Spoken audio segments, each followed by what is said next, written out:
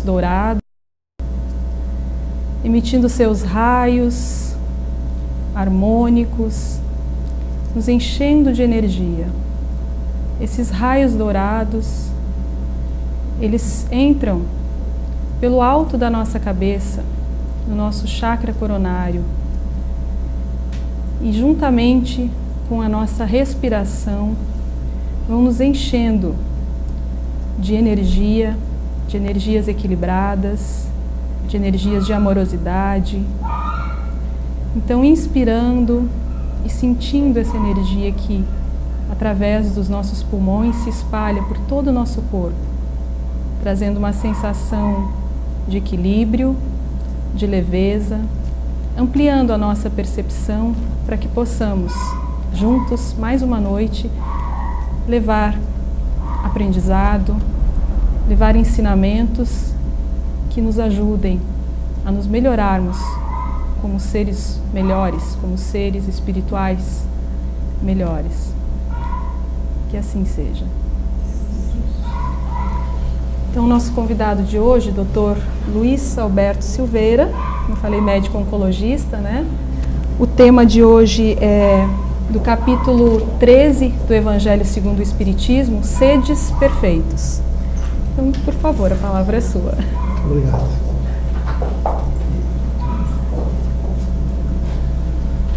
Mais uma vez, é a segunda vez que eu aqui estou e sinto-me gratificado, sinto-me honrado e agradeço a bondade de todos me permitirem estar aqui.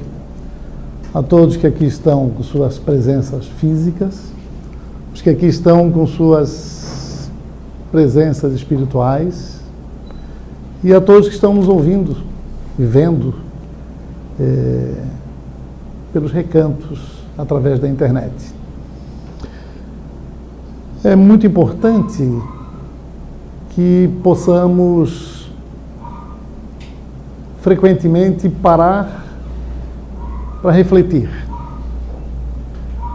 Temos uma vida muito rotinizada, robotizada até, na busca do equilíbrio material, uma vida que no dia a dia nos faz enfrentar obstáculos, desafios, uma vida em que vivenciamos nossas mazelas pessoais e coletivas e que somente a possibilidade e a capacidade e a potencialidade que temos de sermos felizes, de buscarmos a felicidade, acreditarmos nessa possibilidade da busca da felicidade, isto nos faz encontrar forças para superarmos os nossos desafios. A intenção é que conversemos, a intenção é que possamos sintonizar e que algumas palavras minhas possam ser úteis para uma reflexão. Obviamente que nem todos precisam concordar com tudo. Somos heterogêneos, temos idades diferentes, cronológicas e, sobretudo, idades diferentes espirituais. Somos espíritos com idades diferentes. E como espíritos, somos imensamente muito mais velhos, mais idosos do que como seres humanos, enclausurados, que enclausura temporariamente o espírito. O ser humano enclausurando o espírito, o corpo físico enclausurando o espírito. O grande desafio hoje, no atual estágio de desenvolvimento do ser humano no planeta, é olhar e ver com mais profundidade a razão de ser e existir. O grande desafio é a busca de significados. Muitas pessoas perderam este norte, esta bússola, porque não conseguem buscar significados para suas vidas. Recentemente, eu participei de um ciclo de palestras na OAB, na Ordem dos Advogados do Brasil, e antecedeu a minha palestra uma juíza, uma palestra sobre suicídio. E fiquei até certo ponto perplexo e estarrecido até, quando ela disse que o primeiro estado no Brasil em suicídios é o Rio Grande do Sul. E o segundo é Santa Catarina. E o município brasileiro com maior índice de suicídios é Pomerode. Isto me estarreceu. Estamos no sul do Brasil, num país em que norte e sul têm diferenças sociais, econômicas mais evidentes.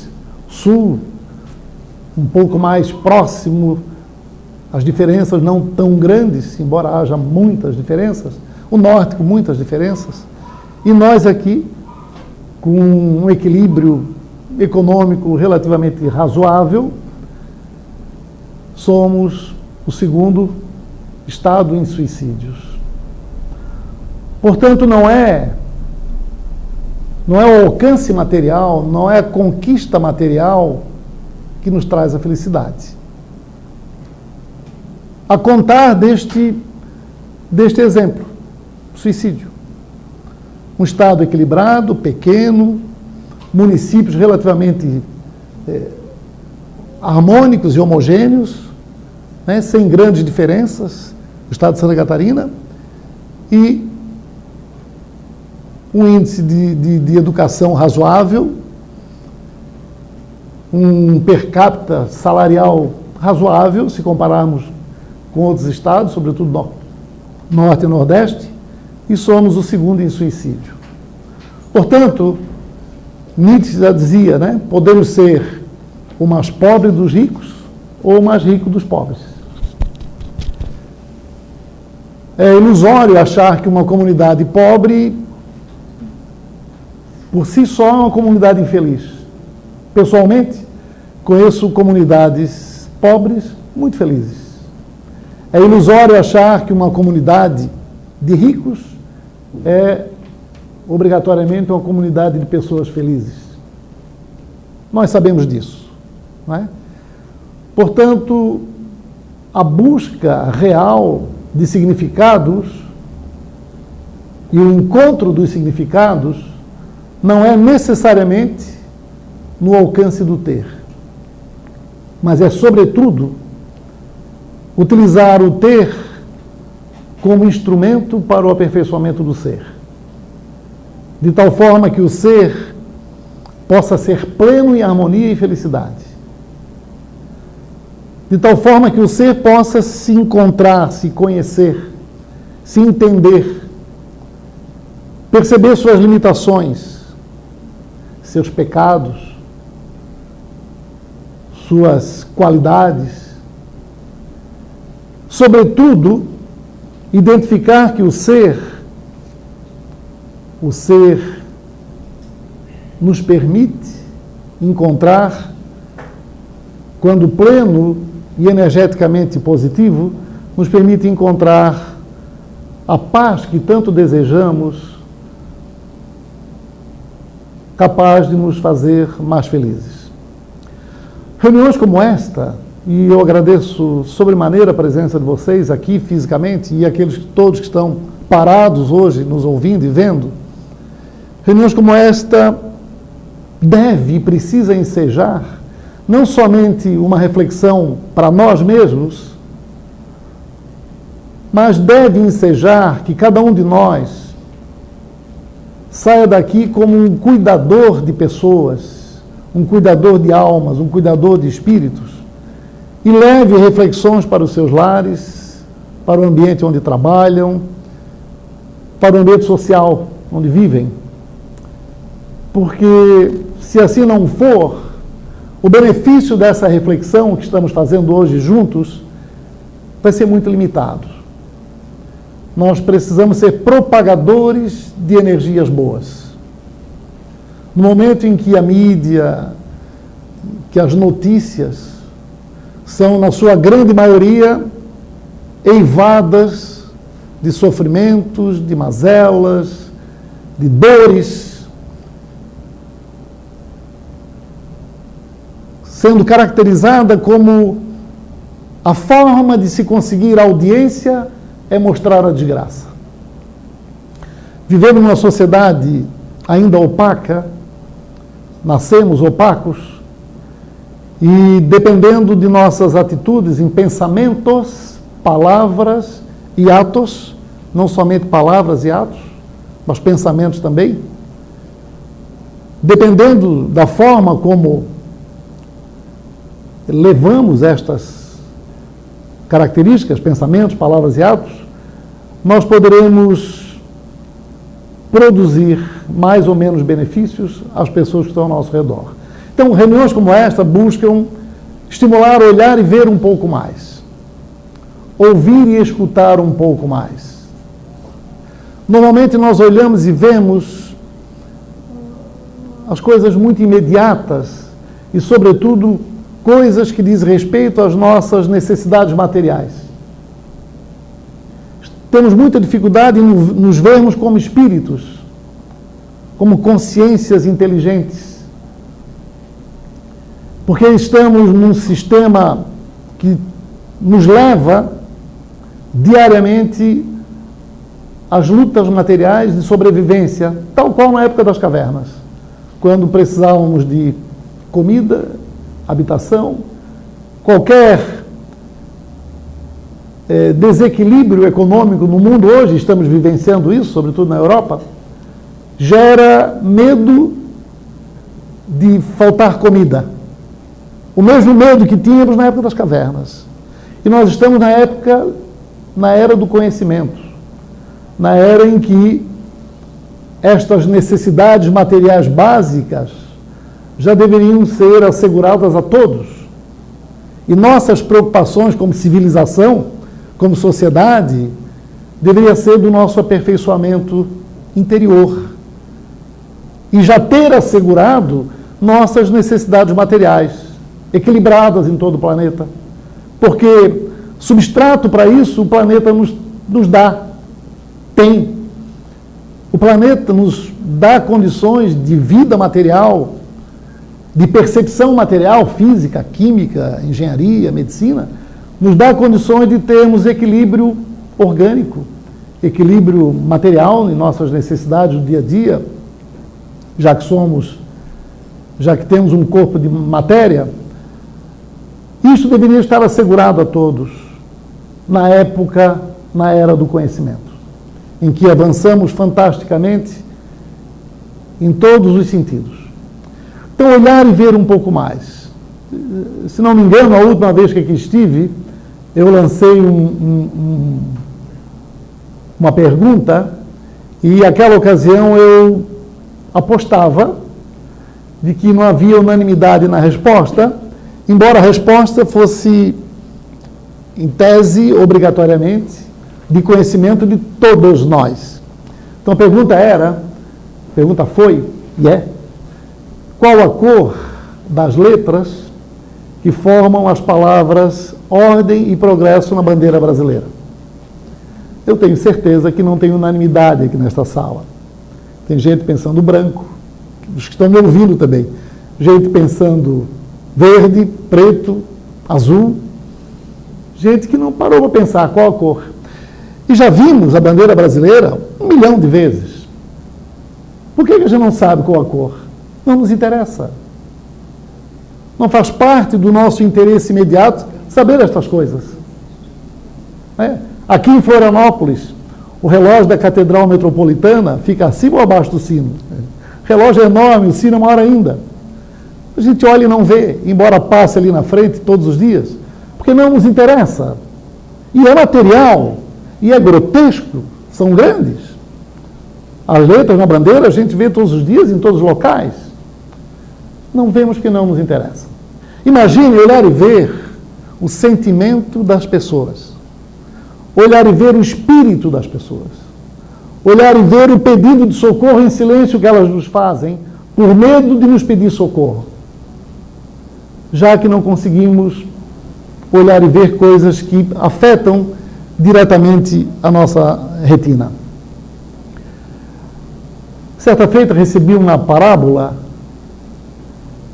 que dizia o seguinte: um cientista resolveu fazer um estudo em casa de como encontrar caminhos para consertar o mundo.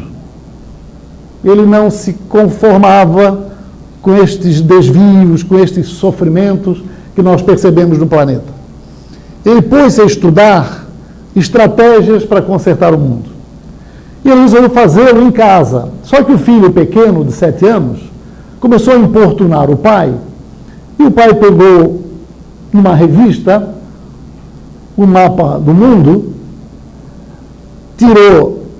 rasgou a folha, partiu em pedaços e disse para o filho: eu quero que você reconstitua o mundo. Ele sabia que o filho ia ter dificuldade de juntar os países, 7 anos.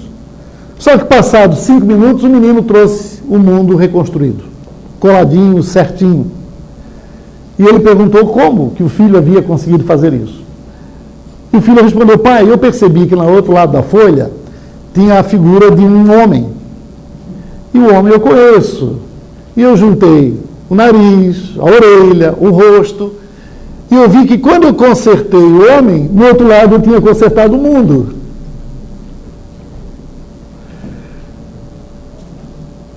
O nosso autoconcerto, o que é consertar o ser humano? Consertar o ser humano é estimular sua consciência na busca de significados. A consciência é a base da existência. Consciência é a base da existência. A nossa consciência, ela busca significados materiais. Temos uma consciência material de nossas necessidades materiais, que é o que predomina no dia a dia da nossa existência. Temos uma consciência vital, que diz respeito à nossa energia vital, que penetra em nós através dos nossos chakras.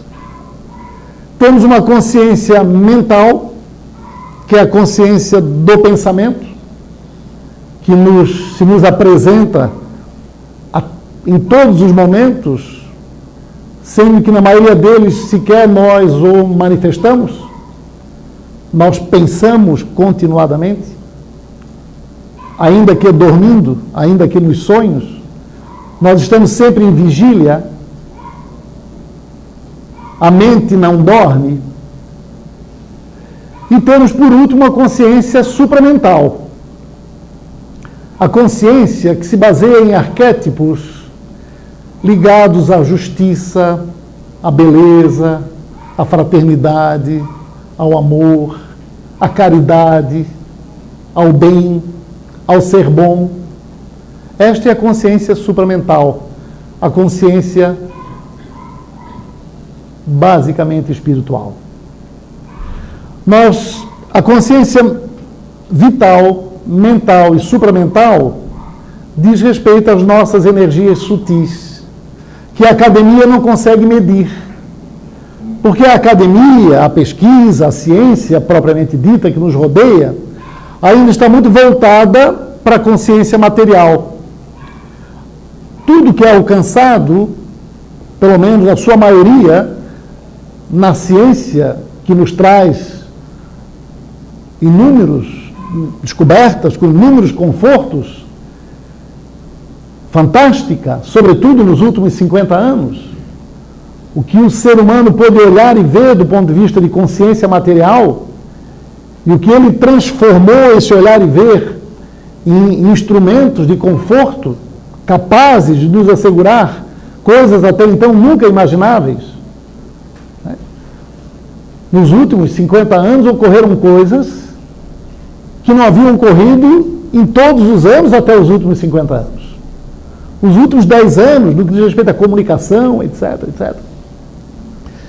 Então a academia se volta para essa consciência material e acredita que estas descobertas são uma solução para a busca da felicidade. que a felicidade se encontra numa reação bioquímica, que o amor pode ser identificado no DNA.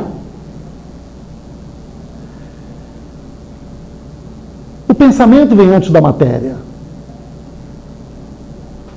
Não é a matéria que vem antes do pensamento. Não é o DNA que a gente não sente saudade pelo DNA. A gente não sente afeto por reação bioquímica. A academia não mostrou ainda que elementos bioquímicos unidos dão saudade. Que elementos proteicos, aminoácidos, que proteínas juntas dão o prazer de vermos um pôr do sol, o prazer de vermos o nascer do sol, a beleza de um flamboyant, o vento batendo em nosso rosto. Qual é a proteína que nos dá esse prazer? Portanto, nós temos um conjunto de significados a serem procurados que ultrapassam ao conhecimento da consciência material. O planeta ainda está no estágio de consciência material. Embora algumas regiões, algumas áreas ou grupos já estejam trabalhando a consciência vital e a consciência mental. Já estão ultrapassando os limites da pura necessidade de sobrevivência material. Quando nós estivermos todos produzindo conhecimentos advindos da consciência supramental, espiritual propriamente dita, nós não precisaremos mais do corpo de carne.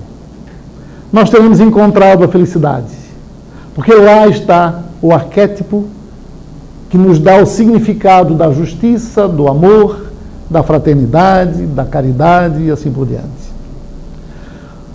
Nós temos isso dentro de nós. Nós somos espíritos. Nós temos uma consciência supramental. Só que ela está guardada.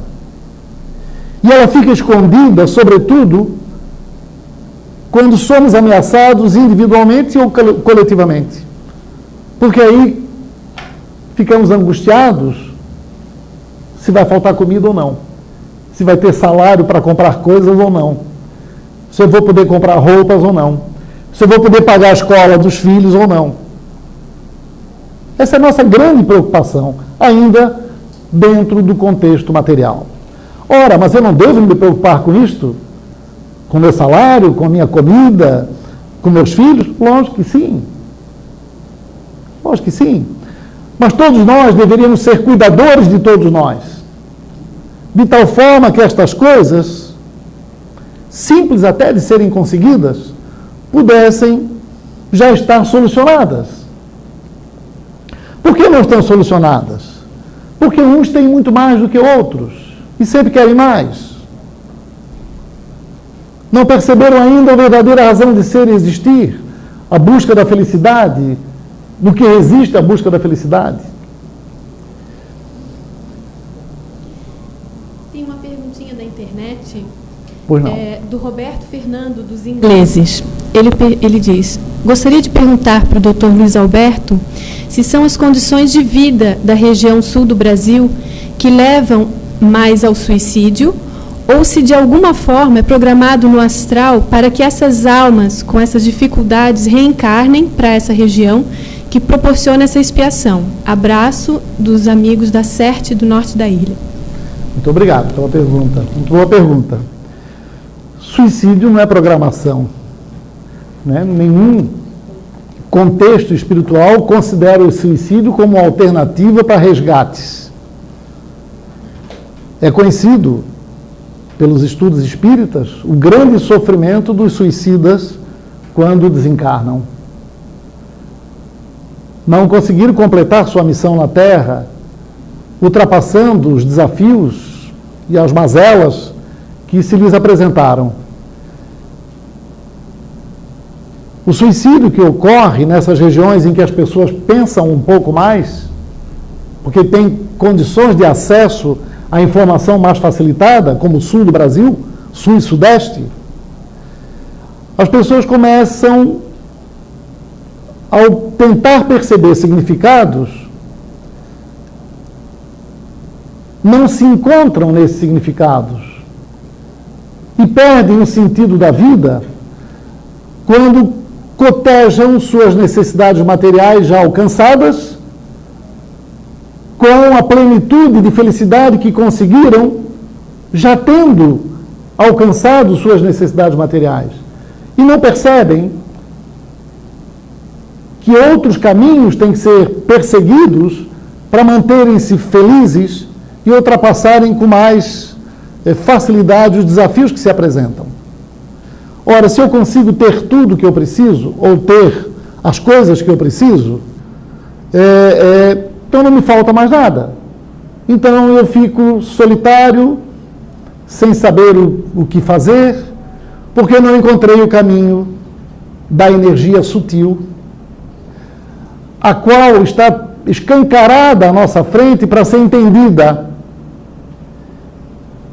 E nós não aprofundamos nossos conhecimentos no sentido de entender as energias sutis que efetivamente constituem nosso corpo, mental, supramental e vital.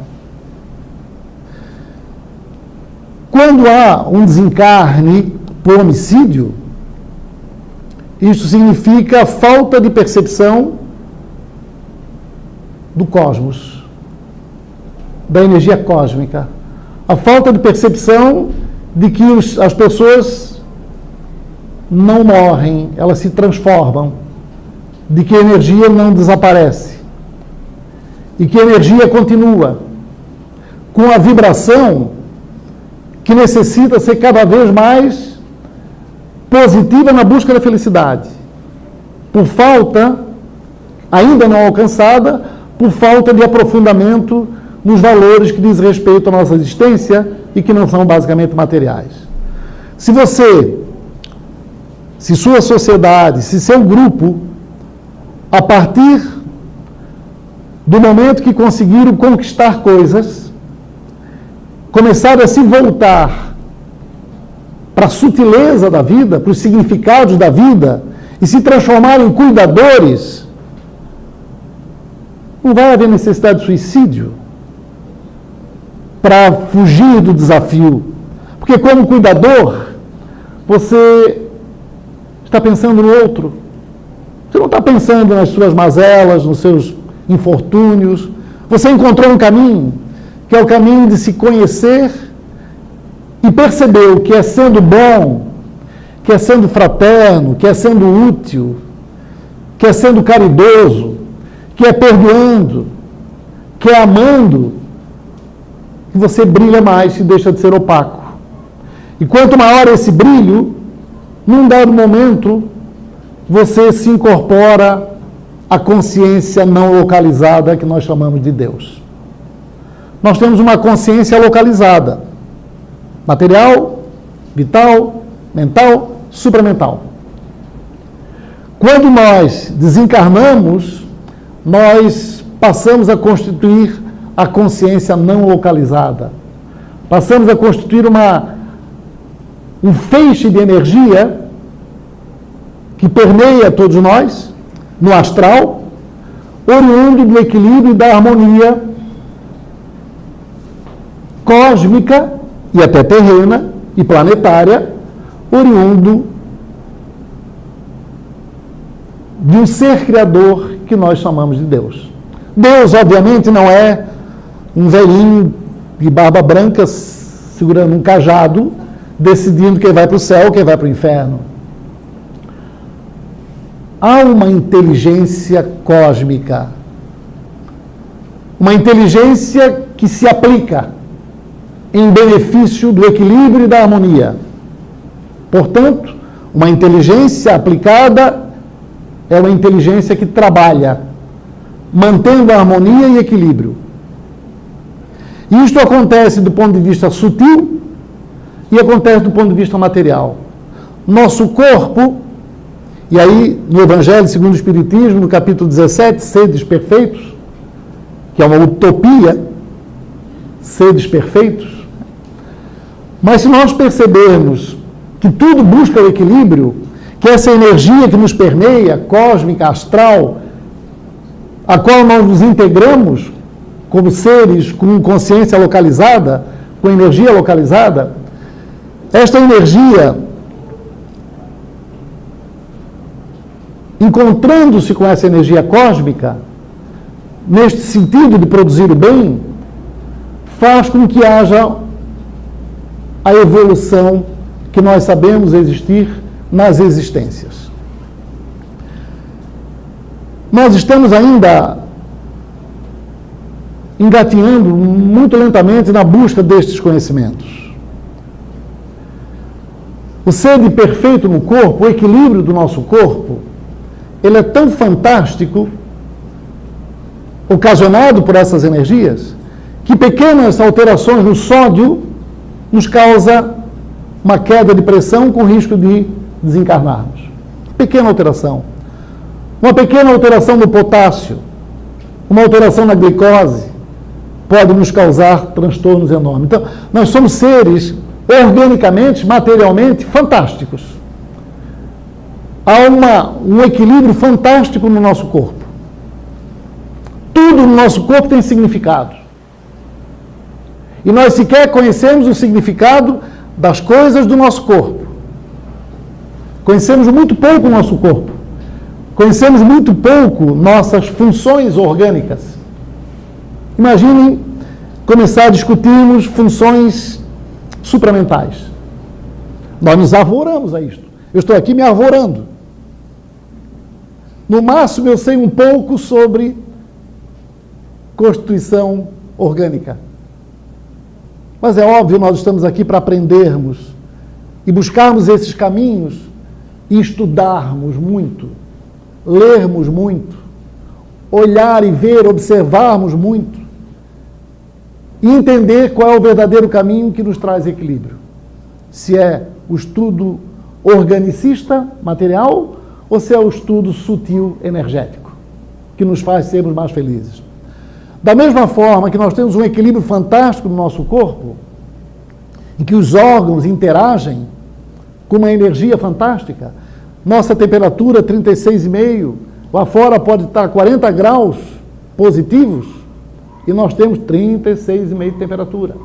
Pode estar 20 graus abaixo de zero, e nós temos 36,5 de temperatura. Vamos fazer uma analogia com o planeta. Pequenos desvios no eixo planetário e nós temos cataclismas, hecatombes no planeta. O planeta é extremamente equilibrado. Quando nós nos olhamos como seres orgânicos, nós pensamos nos nossos criadores, nossos pais. Se nós olharmos o cosmos com a harmonia que tem entre os planetas, velocidade, energias eletromagnéticas, se olharmos cada planeta com suas características individuais, e se nos atermos a este pequenino grão de areia, que nós chamamos de Terra, dentro do contexto planetário, um pequenino grão de areia, se nós olharmos a beleza que nós temos ao nosso redor, se sentimos essa beleza equilibrada, harmônica, se observarmos que numa época nós tivemos maias, tivemos incas, deixaram de existir, e suas civilizações eles deixaram de existir, do ponto de vista material, mas o planeta se recobrou naquelas regiões. Então descobriu-se os incas, aqui em Machu Picchu, por exemplo, depois deles deixarem de existir, muito tempo depois, sua civilização em meio à floresta. Alguém foi lá e descobriu que havia uma civilização perdida dos incas. Isto é, se nós todos deixarmos o planeta busca tanto o equilíbrio que ele não se destrói. Porque é um planeta extremamente equilibrado, harmônico, bonito, perfumado, maravilhoso, dá substrato para a vida material de todos os seres, apresenta-nos energias diferenciadas que nos permitem alcançar conhecimentos e confortos os mais variados, internet, celular, eletrodomésticos, bomba de hidrogênio, energias de toda ordem. Tudo que nós conseguimos alcançar foi observando o planeta.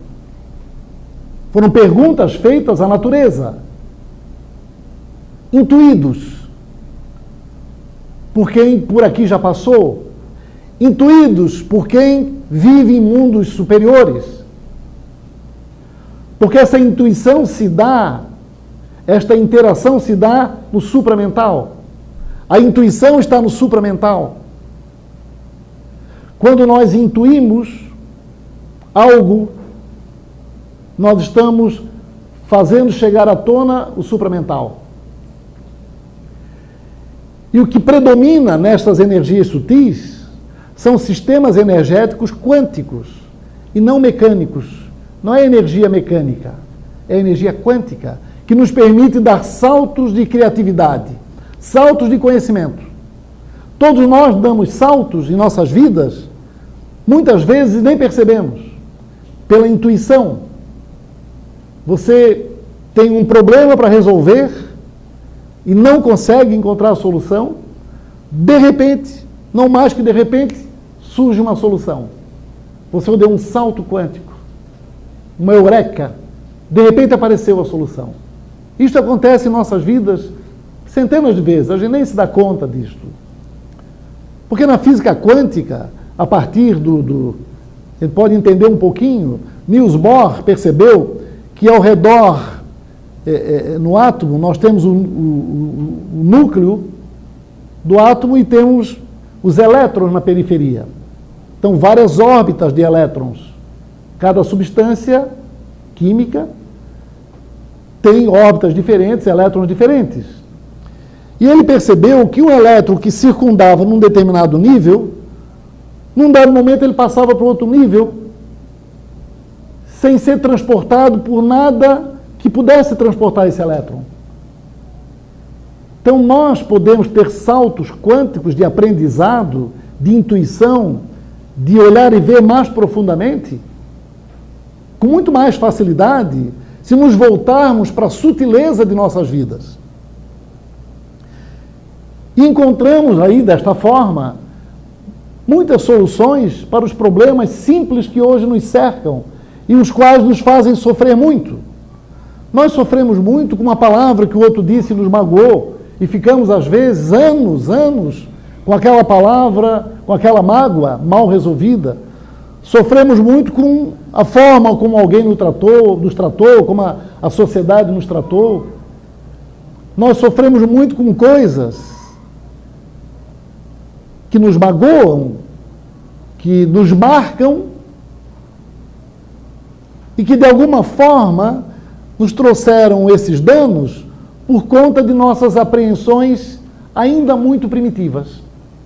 Tanto é que, hoje, uma pessoa, pelo menos em grande número, que quer mostrar que tem razão sobre um determinado assunto, com muita frequência falando mais alto, com muita frequência dando um soco na mesa, dizendo um palavrão, para mostrar que sabe, que conhece. Com muita frequência não deixa nem o outro falar. O outro começa a falar alguma coisa, quando o outro respira, você já entra e coloca as suas razões. Nós ainda trabalhamos muito estas coisas primitivas. Quando, na maioria das vezes, poderíamos ser muito mais felizes e muito mais harmônicos se não dessemos respostas às agressões. Imaginem alguém chegar para a senhora e lhe agredir de alguma forma, e a senhora responde assim: se isso te faz feliz, eu fico feliz, porque para mim o que importa é que tu sejas feliz. Não é? Imaginem você responder dessa forma. Imagine alguém lhe agredir, você olhar nos olhos de forma amorosa, ser humilde, até baixar um pouco a cabeça e não dizer nada. Nós não conseguimos entender isto. Respeito, da percepção. né, Seriam seres perfeitos. Pelo conhecimento e pelo nível de cada um de conhecimento. Seriam seres perfeitos. No capítulo do Evangelho segundo o Espiritismo, ser perfeito é amar quem nos agride. Porque que vantagem a gente tem, está escrito aqui, em amar quem ama a gente. É exatamente amar aquele que de alguma forma está nos trazendo algum desconforto. É de alguma forma fazê-lo compreender que não é a agressão, não é a falta de... não é a não fraternidade que produz felicidade. Fazê-lo entender e perceber algo mais do que somente as apreensões do dia a dia, que nos fazem às vezes sermos mais agressivos, menos pacientes. Tanto que a palavra paciente, né, eu sou oncologista, a palavra paciente vem de paciência. Nós somos muito impacientes, porque nossos objetivos são muito imediatos, como se tudo fosse acabar amanhã. Isso demonstra que nós não acreditamos ainda convencidamente nas energias sutis que sobrevivem ao amanhã material. Tanto que provavelmente a maioria de nós que aqui está deve sentir-se muito perdido com a hipótese de eventualmente ter seus dias contados. Não? Olha, você tem um câncer e, de acordo com o estágio do seu câncer e a agressividade que a doença está demonstrando, você, estatisticamente, deve ter de 6 meses a 1 ano de vida. Imaginem dizer isso para nós. Nós vamos pensar, será que já temos a maturidade mental e supramental de pensar? Este é o grande desafio. Estou, por tudo que eu conheço, entendo e aceito como ser, como consciência evoluída, estou preparado para sair deste nível de composição energética e partir para um nível abrangente, me integrando à energia de um Deus de amor e de equilíbrio. Pois não. Dr. Luiz Alberto, em que consiste a perfeição? A perfeição, de acordo com o Evangelho segundo o Espiritismo, consiste na prática do amor. Consiste na capacidade de perdoar. Na capacidade de buscar sempre entender. Consiste em produzir e reproduzir sempre energias boas em todos os ambientes que a gente estiver. Consiste em não transformar nossas dores nas dores dos outros. Consiste em ser ombro amigo, colo de aconchego. Consiste em ser aquele que todas as vezes que alguém tem alguma necessidade, pensa nele, para tentar reequilibrá-lo. Consiste em praticar os ensinamentos de Cristo. Consiste em entender que somos seres transitórios do ponto de vista material. E todas essas coisas, por mais simples que pareçam aos nossos olhos e ouvidos, nós não conseguimos praticar ainda. Mas já fomos piores. Já estamos percebendo que a felicidade não é só dinheiro no banco, não é só roupa no armário, não é só bolsas. Há poucos dias eu estava em frente ao Hospital de Caridade, aqui em Florianópolis, estava olhando as senhoras que entravam no hospital, sem exceção, todas tinham bolsas. Aí comecei a pensar, quantas bolsas será que cada uma tem? Aí voltei para mim e pensei, quantos paletós eu tenho? Quantos sapatos eu tenho? Por que será que eu preciso de tanto paletó? Tanta camisa, tanto sapato? Por que será que eu preciso de tudo isso? Será que não está na hora de eu mudar o paradigma? E ao invés de me voltar somente para a conquista destas coisas, começar a me voltar para o lazer, para o encontro com a família, para o abraçar ser mais nem menos, beijar ser mais nem menos, dizer eu te amo mais frequentemente, né? Dizer como é bom que tu estás comigo, rolar com os filhos no tapete, fazer cócegas no pé, conversar com eles, conversar mais, curtir os pais, porque a gente só vai saber a falta que eles nos fazem quando eles forem embora, curtir os filhos enquanto estão em casa, verdadeiramente, porque vai doer quando você entrar no quarto e a cama está vazia, e nós perdemos o tempo, que estávamos tão voltados em ter coisas. A sociedade nos estimula a ter coisas. O paradigma é consumo. E hoje está difícil mudar o paradigma, porque se deixar de consumir tem desemprego, a fábrica fecha. Nós poderíamos ter uma política governamental espiritual, curtindo as energias boas que as pessoas têm, capazes de produzir felicidades a elas mesmas. Poderíamos ter um ministério do amor, um ministério da fraternidade, um ministério da caridade, como tem no nosso lar. Poderíamos ter outros ministérios. Estamos assistindo ainda às energias mais direcionadas à nossa consciência material. Só aproveitando assim, porque um aspecto que eu acho bem importante, né, é que justamente esse trecho do Evangelho é quando Cristo fala para os seus apóstolos: sede perfeitos como vosso Pai Celestial é perfeito. Então, toda a sua colocação perfeita, porque essa perfeição só é possível ao Criador, então fica tão inatingível, né? Mas a explicação que ele dá é justamente essa, né? Que ao nível da nossa consciência, né, a perfeição, a palavra perfeição, levada ao pé da letra, seria impraticável. Mas esses pequenos atos, é o dia a dia, porque às vezes nós nos preocupamos com grandes feitos, não é? Nos preocupamos com grandes objetivos e a gente esquece, né, de que cada passo, de que a caminhada por si só é o grande objetivo da vida, né? Então esses pequenos atos, eles têm uma perfeição em si mesmos, né? A felicidade é o caminho, Exatamente. Né? Então nós temos que encontrar a felicidade cada dia, não é esperar perder 5 quilos, ganhar 5 quilos, esperar que o filho se forme, esperar colocar silicone, esperar aumentar salário, é viver cada dia, é curtir cada dia um ao outro. Como é bom se a gente conseguisse praticar isto, não é? Se nós estamos pensando nisto, pelo menos já estamos dando um passo à frente.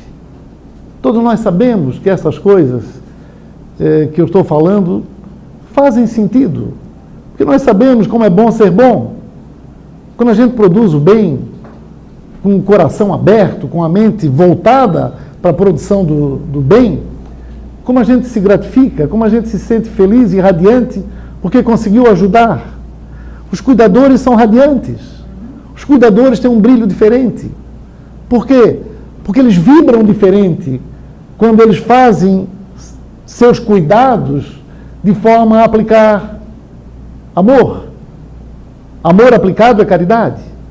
Inteligência aplicada é trabalho. Quando eles aplicam sua inteligência num trabalho que gera caridade. Como eles se sentem bem. Nós temos sentimentos maravilhosos nos nossos corações e nossas mentes. Nós nos emocionamos. Por mais duro que a gente acha que é, mas nós somos românticos. Nós gostamos de romantismo. Romantismo não é encontrado na molécula, numa reação química. Romantismo não é proteína. Romantismo é supramental, é energia. Ser romântico significa admirar a beleza, estimular o que há de positivo e de agradável e atraente em nós. As pessoas românticas são atraentes, são energeticamente positivas. E nós conseguimos diferenciar num ambiente quando entra uma pessoa com energia negativa e quando entra uma pessoa com energia positiva. Ela transtorna o ambiente para o bem ou para o mal. O pensamento vem antes, a matéria vem depois. Isso a ciência já provou. Tudo que nós conseguimos materialmente foi antecedido por um pensamento.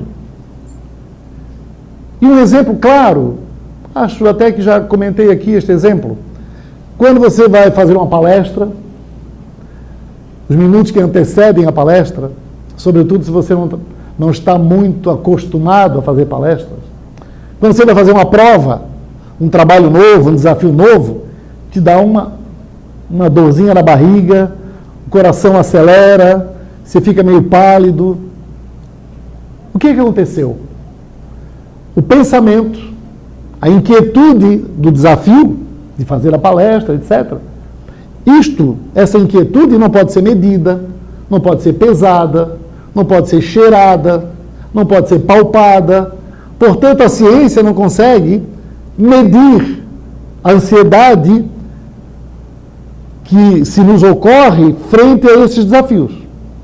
Entretanto, a ciência consegue medir, no momento do desafio, a adrenalina e a noradrenalina e as cortisonas que são produzidas no nosso sangue, são jogadas no nosso sangue.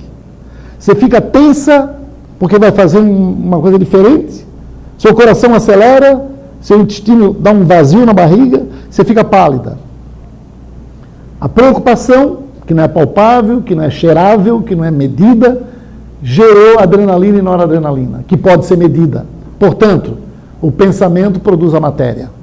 Se o pensamento produz a matéria, que pode ser medida, ele pode produzir a matéria para organizar o nosso corpo ou para desorganizar o nosso corpo. Então, nossas doenças decorrem de nossas consciências, que nos harmonizam mais ou menos, ou nos desarmonizam mais ou menos, tornando-nos vulneráveis a todas as agressões, inclusive as obsessões, as agressões não visíveis. Não é? Então, nosso corpo ele é preparado para nos defender. Esta defesa decorre da energia vital que, estimulando nossos órgãos vitais, geram substâncias que nos protegem, do ponto de vista material. Mas tudo isso é gerado a partir de um pensamento, a partir de uma consciência do que vamos vivenciar. Portanto, a consciência é a base da existência. A consciência de que eu tenho que ser bom, de que se eu for mal, eu vou sofrer. A consciência de que se eu jogar uma bola com força na parede, ela volta com força. Se eu jogar um bumerangue, ele volta. Se eu jogar com energia boa, ele volta com energia boa. Isto é lei da ação e reação. Isto é lei universal. Você joga uma energia ruim, de alguma forma ela volta para ti. Porque você, energeticamente, não está bem. Porque uma pessoa que está bem não joga energia ruim, só joga energia boa. Então você não está bem. Portanto, aquilo que você pensa que está fazendo para o outro como agressão, volta-se contra você. Porque você não vai ver resolvidos seus problemas agredindo. Você vai continuar infeliz. Difícil aprender isso? Muito. É só olhar o noticiário. Doutor Luiz Alberto está aqui me segurando para não interrompê-lo, porque está extremamente agradável, mas eu queria deixar um tempinho para que a gente tivesse algumas perguntas, preferencialmente dos presentes aqui, né, depois de termos sido banhados por essa fala tão agradável, né? Mas assim, eu gostaria de deixar um tempinho para que alguém que queira formular alguma pergunta aqui da plateia, ou se não, nós também temos algumas perguntas da internet. O problema é a pergunta, a minha resposta, né? E aí, até aproveitando, enquanto vocês formulam a pergunta, né, hoje eu estou aqui representando o Dr. Ricardo de Bernardi, que está viajando juntamente com a Helena, e eu esqueci de falar no início, então um grande abraço aos nossos queridos Dr. Ricardo e Helena. Né? E então está aberto a qualquer questionamento. Alguém gostaria de se manifestar? Temos alguma pergunta da internet? Da internet, do Carlos de São Lourenço, Minas Gerais. Ele Boa noite, diz: Carlos. Queria saber do Dr. Alberto se ele acha o Evangelho um livro religioso ou moral. Nossas religiões, hoje nós temos muitas religiões que praticam a teologia da prosperidade. Não é? Nós sabemos disso. Todas as religiões têm seus dogmas, todas. Têm seus paradigmas específicos. Elas servem como um instrumento que nos leva a exercitar a reflexão.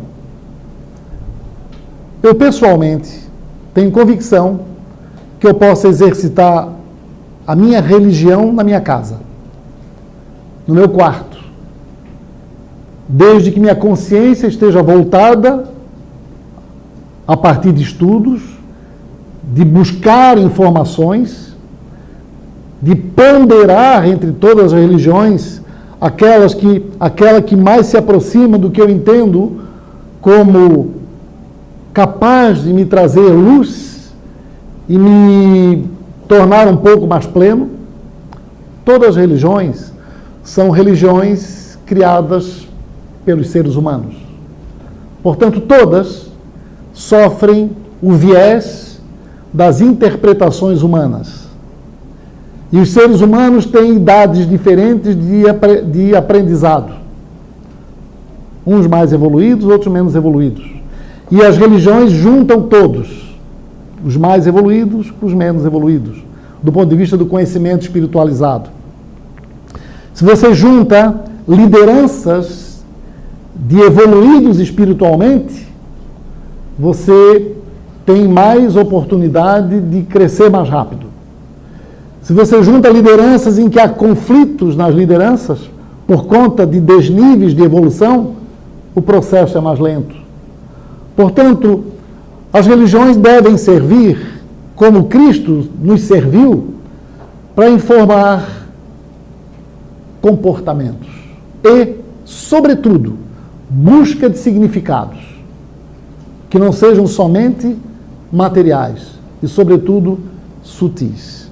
Acho que teve só uma especificidade da pergunta que é relativa ao Evangelho, né? Você pode repetir, por favor? Só um momentinho. Como? Se o Evangelho...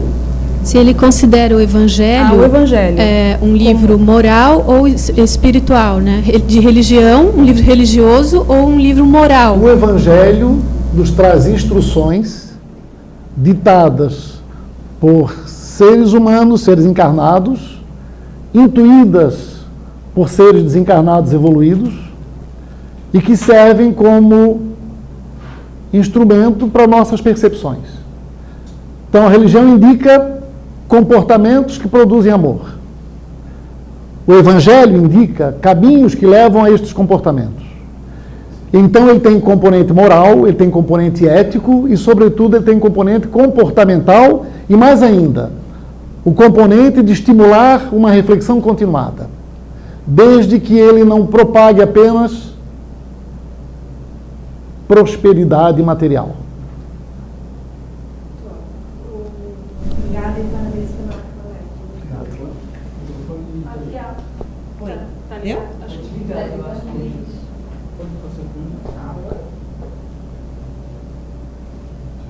Pronto. Tá ligado esse? Tá ligado. Tá. Recentemente a gente teve a notícia, e eu vou falar especificamente do que foi nas redes sociais, da doença descoberta do ex-presidente Lula. E aí, nas redes sociais, uma corrente, quer dizer, um testemunho de uma pessoa, eu acho, virou uma corrente, que era dizer, tomara que o Lula agora experimente o tratamento pelo SUS. E isso gerou, né, para ele saber qual é a dificuldade de ter câncer e ter que tratar pela rede pública de saúde que o governo implementou e tal. E aí, o que eu queria perguntar é assim, o fato de muita gente, mas uma grande maioria ter dito para com isso, vamos parar para pensar, somos todos humanos, é uma pessoa com uma doença como qualquer outra, independentemente de ter feito parte de um sistema, de um governo que estabelece os critérios de tratamento no sistema público, é um ser humano. Isso me surpreendeu, porque eu imaginei que a corrente maior poderia ter sido é isso aí, agora você vai ver o que é o SUS. E isso me surpreendeu para o bem, para o lado positivo. Quer dizer que o ser humano perfeito está mais perto o Ministério do Bem-Estar espiritual, acho que está prestes a existir, não? Nós somos uma morada da casa do Pai de expiação e provação. Você imagina,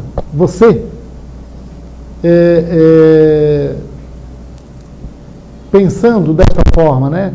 Eu desejo que ele sofra as dificuldades, porque se tiver que ir para o SUS. Imagine você, quem é que sofre mais se levarmos a fundo esta afirmação que circulou, né? Ele tem que ir para o SUS para sofrer, para sentir como é que é. Quando alguém diz isso, este alguém está harmônico? Esse alguém está próximo do que a gente imagina de caminho para a perfeição?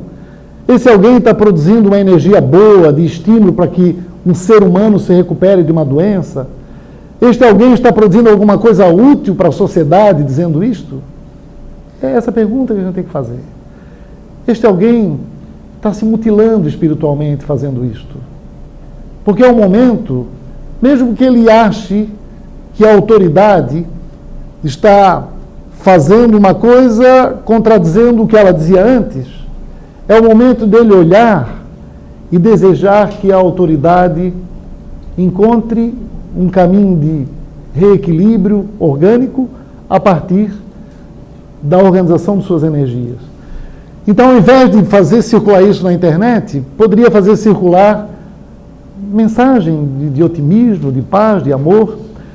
Mas nós estamos aprendendo, sim. Nós vamos provavelmente entrar num mundo de regeneração com mais rapidez, às custas de sofrimento, é verdade. Nós vamos. Então, acho que o fato de criticarem essa mensagem é que foi, sem assim, dúvida, suplantou a energia de contraponto, foi muito maior, né? Muito boa, é isso mesmo. Pois não. O Léo da Trindade, ele pergunta: no mundo repleto de desequilíbrios e injustiças, é muito difícil manter a serenidade e a postura amorosa. Trânsito, intrigas, vingança, orgulho, energias maleficentes. O que é necessário para transitar no mundo sem perder o equilíbrio? Energia maleficente, trânsito, dificuldades são consequências, não são causas. Nós não estamos tratando estas coisas que nos afligem, não devemos tratar como causas, são consequências. Né? Há pouco tempo atrás, eu vi um automóvel com adesivo Deus é fiel furando o sinal vermelho. Eu não entendi. Mas é porque nós colocamos o nosso ponto de equilíbrio fora, nas exatamente, condições externas, né? Então, voltando àquele exemplo, né? É o homem que precisa... Nossa consciência é uma consciência externa, nós não temos uma consciência interna. Então, sem dúvida, é muito difícil. Ele tem razão, e eu agradeço a pergunta, o Carlos, né? O Léo. Porque o grande desafio é encontrar este equilíbrio e mudar esse paradigma. E como é que a gente consegue isso? Rui Barbosa dizia: a pátria é a família amplificada. Multiplicai a célula e tereis o organismo. Multiplicai a família e tereis a pátria. Organismo, os órgãos, todos em equilíbrio dentro do corpo humano. E a pátria toda em equilíbrio com as famílias que a compõem. A rua começa com uma família, duas famílias já começam a constituir a rua. A rua é um conjunto de famílias. O conjunto de ruas forma o bairro é conjunto de famílias. A nação é um conjunto de famílias.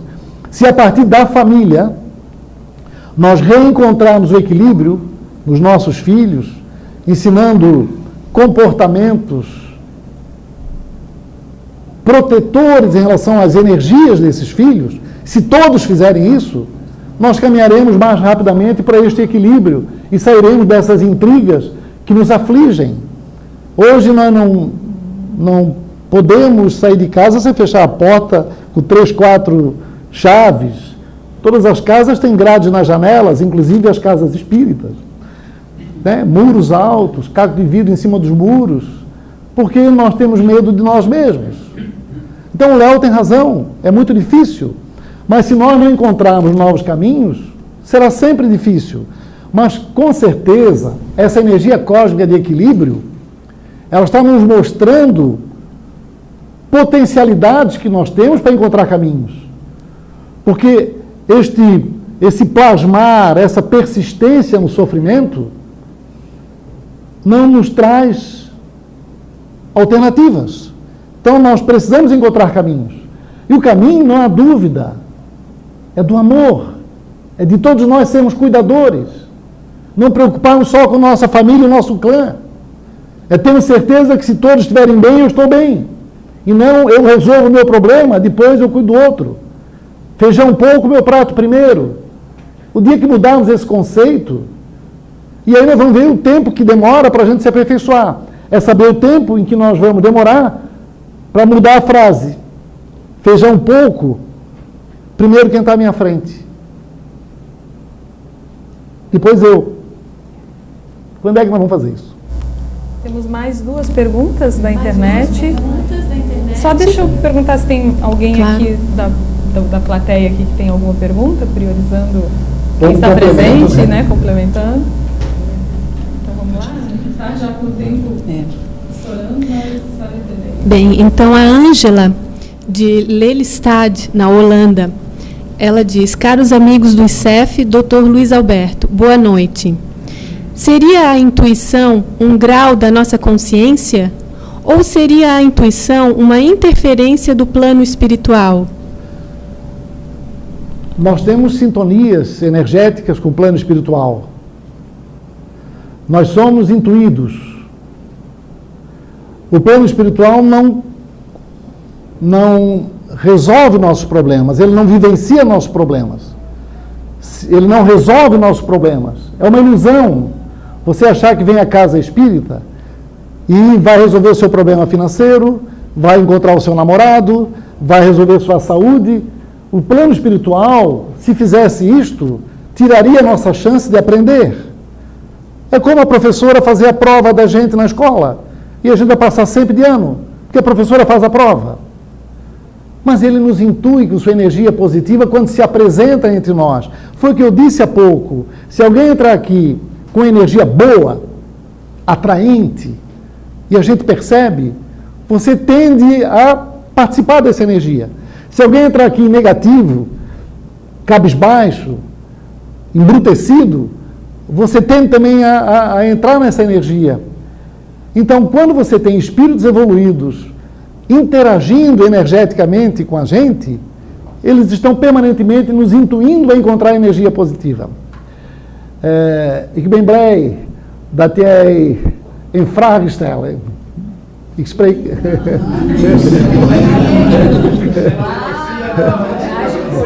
Eu estou feliz dela ter me mandado uma pergunta. Agora só como o senhor falou, né? A questão da nossa energia, ou seja, mais uma vez a responsabilidade é de cada um estar dentro, porque eu vou sintonizar e vou ser intuído com aquilo que eu estiver vibrando na mesma frequência. Sim, perfeito. Não é? Então, a intuição, eu estou péssima, saí brigando com o vizinho, chutando o cachorro que estava na frente, que tipo de intuição eu vou ter? Se eu estiver em desarmonia, eu vou sintonizar com quem está em desarmonia. Obsessão. Então, a responsabilidade é o homem, né? Concerto do mundo. O concerto do mundo está no homem. A última perguntinha, assim, já... A última pergunta é da Lúcia, e ela diz: boa noite. Qual é a opinião do doutor sobre a transição planetária, conforme descreveu Divaldo em seu livro? Nós estamos num processo de transição planetária. Transição não só no que diz respeito às energias materiais, ao contexto material, quanto ao contexto energético. Nós estamos em transição. Essa transição pode ocorrer pela reflexão ou pelo sofrimento. E o sofrimento faz a gente buscar alternativas para encontrar solução. Se nós refletirmos, e nós aprendemos, e nós estudarmos, e nós percebermos realmente do que somos constituídos, do ponto de vista energético, e a partir desta percepção melhorarmos como seres humanos, não precisaremos sofrer muito, porque seremos cuidadores. O planeta está em transição. Basta ver os grandes sofrimentos que assolam todo o planeta. Grandes sofrimentos significa grandes transições. Quando você tem grande sofrimento na sua família, você encontra alternativa. Não há como ficar nesse sofrimento muito tempo. Você busca alternativa, de alguma forma.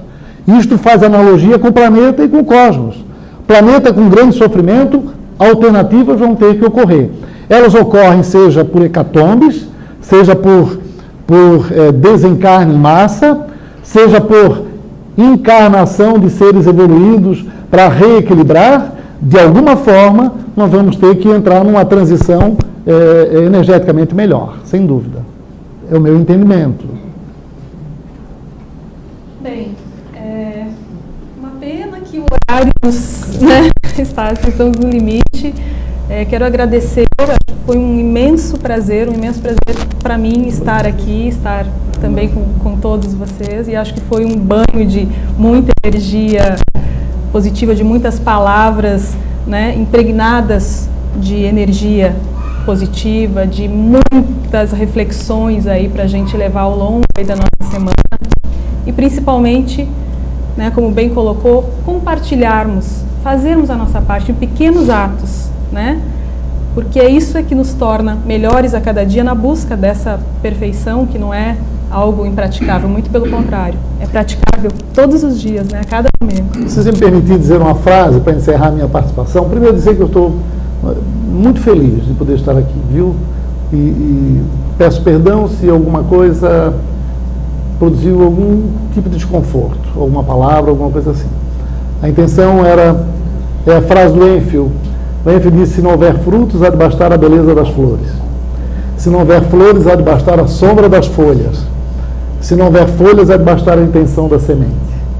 Né? E a semente que nós devemos plantar, e que eu pretendi plantar, utilizando o Evangelho segundo o Espiritismo, o capítulo Sedes Perfeitos, é uma semente de paz, de amor, de equilíbrio, de reflexão, de um pensar mais aprofundado sobre a vida, uma semente de carinho, de romantismo, uma semente de poder ver como é bom olhar nos olhos e confiar, como é bom poder ser útil, uma semente que eu planto e tentei plantar em nome de Deus, desta energia criadora, consciencial, energeticamente positiva, porque eu tenho convicção pessoal de que este Deus está me observando, está me aguardando para compor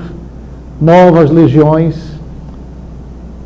que podem ser melhores cuidadores do que somos, do que sou atualmente.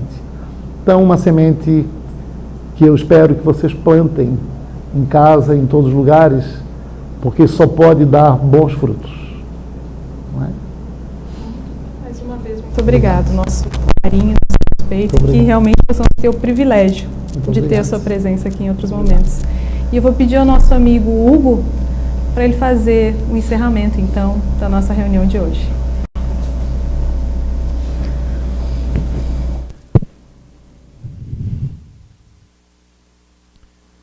Convido a todos, então, para esse momento, levarmos mais uma vez o nosso pensamento ao Pai Criador, agradecendo a oportunidade que tivemos mais uma vez de estarmos aqui reunidos para ouvir tudo aquilo que necessitamos para o nosso dia a dia, fora da casa espírita.